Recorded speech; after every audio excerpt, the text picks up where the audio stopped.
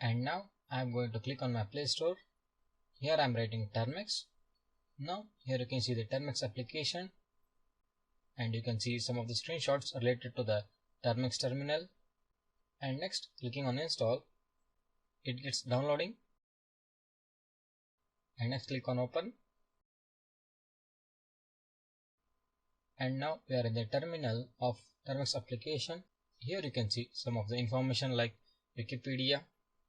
And if you want to install any packages or search any packages, you need to just type pkg search query. Query is related to any package name. And next, installing of packages, you have to type pkg install and a package name. And if you want to upgrade the packages, just type pkg upgrade. And if you want any help from the Termux application, you just type pkg help. So in further videos, we are going to see how to hack the devices, how to do web scanning, and many more things. So that's all in this video. Thank you.